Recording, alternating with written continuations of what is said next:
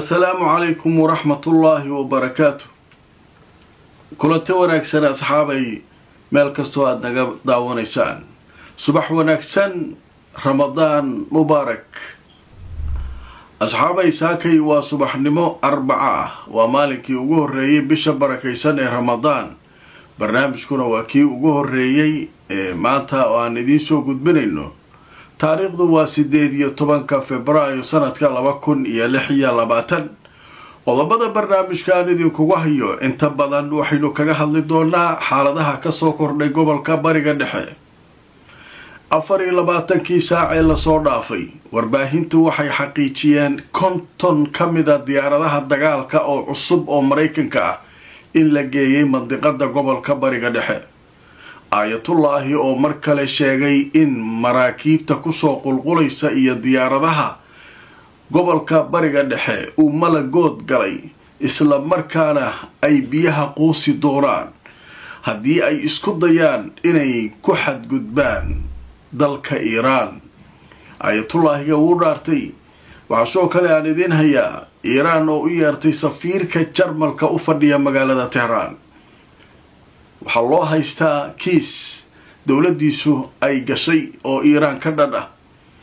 waxaa soo kale qaybta dambe aanu idinkugu soo gudbin doonaa ilaa 80 dowladood oo caalamka ah ayaa si weyn uga hor yimid una cambaareeyay qorshaha Israa'iil ay kula wareegayso dhul cusub oo ay Falastiiniyiintu leeyihiin oo ku yaala daanta galbeed.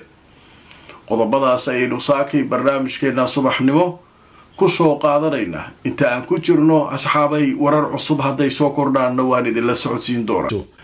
asxaabay waxaynu ku bilaabaynaa barnaamijkeena xiisada ka jirta gobolka Bariga Dhexe iyadoo xaaladdu ay marba marka ka dambayso ka sii darayso. warbaahinta ayaa qoraysa warbixin ay leeyihiin 24 saac ee la soo dhaafay Mareykanku wuxuu geeyay gobolka Bariga Dhexe 50 diyaaradaha dagaalka ah iyadoo arrinkanina ay u muuqanayso in markaa ay tahay weerarka Iiraan inuu soo dhawaaday. madaxweyne ku-xigeenka dalka Mareykanka oo isna xalay waraysi bixiyay ayaa waxa uu ku eedeeyay Iiraan inaanay nabad doonayn. haddaba xaalku muxuu isku bedeli doonaa waan idin hayaa. haddaba wararkii ugu dambeeyay barnaamijka haddaan idinla wadaago. jaridda la yiraahdo Ra'yul Yawm ayaa qoraysa saakay warbixin ay leedahay waxaa sii xoogaysanaya arrinta ku saabsan ciidamada lagu sii gurayo oo ah kuwa aan hore loo arag gobolka Bariga Dhexe. ilaa 50 kamida diyaaradaha dagaalka ayaa gaaray mandiqada 24 saac ee la soo dhaafay si ay u garaacaan Iiraan. Washington wararka ka imanaya waxay sheegayaan 50 kamida diyaaradaha dagaalka oo noocyadoodu ay isugu jiraan F-35, F-22, F-16 in markaa loo daabulay gobolka Bariga Dhexe. weliba 24 saac ee la soo dhaafay ayay 50 diyaaradood halkaa gaareen iyadoo la sheegayo kuwa kalena oo tiro badan inay hore halkaa u joogeen. 50 diyaaradood 24 saac oo weliba noocyadii dagaalka Mareykanku ku dhaaranaya. maraakiibtii oo halkaa isaga daba socota. markabkii kale ee labaad ee ugu weynaa caalamka oo ku sii jeeda. mid saddexaad oo hadda la qorsheynayo isagana in la diro.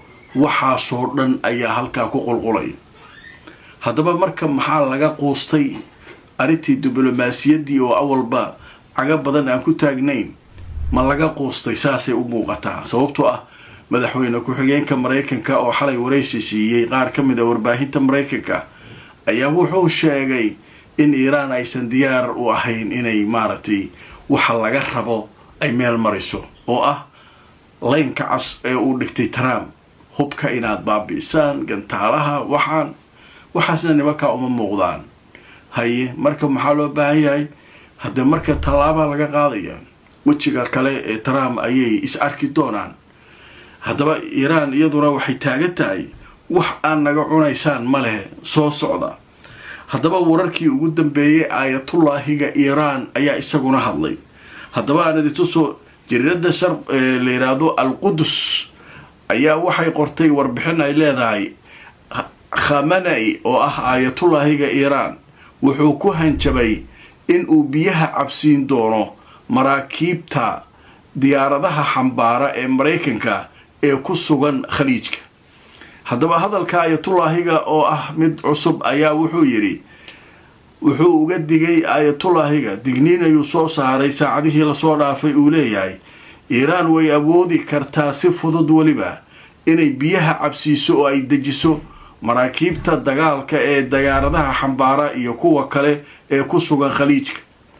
waxa uu sheegay annaga awood waan u leenahay haddaan Iiraan nahay maraakiibtaas inaynu badda cabsiino waa qarqinaynaa dalab waxay sheegayaan wax ka jira ma jiraan uli aayatullaahiga laftirkiisu seeftu la soo bax nimankan marka waxba isku halaynayaan wada hadalladiina sidii Mareykanku rabay gisay dheh waxa naga qaadi karta naga qaad waxaana ay leeyihiin annagu waa iska keen celi karnaa nimanka dowladdu sameeyo waa Mareykanka oo indhiisa shanta yihiin maxaa naga cuni kartaa sheekadu marba barka ka dambaysa aaday u sii xoogaysanaysaa halkaasee horta saakay xaal ku joogaa. dhanka kale war cusub oo soo baxay wuxuu sheegayaa saakay in Iiraan ay u yeertay safiirka Jarmalka u fadhiya magaalada Tehraan. maxaa lagu haystaa dowladdiisa ayaa waxay xadgudub ku samaysay Iiraan. haddaba markaan idin tuso wararkii ugu dambeeyay arrinkaa laga qoray Iiraan waxay u yeertay safiirka Jarmalka iyadoo cabasho ka ah hadallo ka dhan ah Iiraan oo markaa la sheegay. wasaaradda arrimaha dibadda ee Iiraan ayaa waxaa la sheegay in ay markaa u yeertay safiirka u fadhiya dalkeeda dalka Jarmalka. wakaaladda wararka ee Iiraan ee la yiraahdo Mahr ayaa waxay sheegaysaa in markaa la gaarsiiyay diblomaasiga Jarmalka ah cabashada rasmiga ah ee Tehraan hadallo ka soo baxay mas'uuliyiin Jarmal ah oo ka dhana Iiraan kuwaasoo markaa muujinaya kicin iyo abaabul Iiraan ay markaa ka sameynayaan Jarmalka oo ay dadka ku kicinayaan.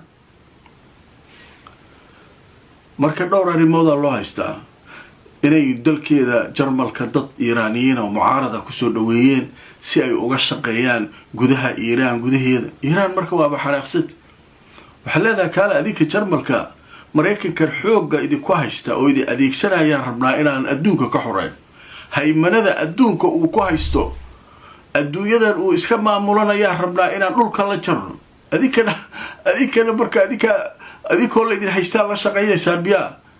sheekadu marka halkaas iyaduna taagan tahay ninkii safiirka cabashadaas ayaa loo gudbiyay wasaaradda arrimaha dibadda ee Iiraan ayaana u yeertay sida warbixinta lagu sheegay.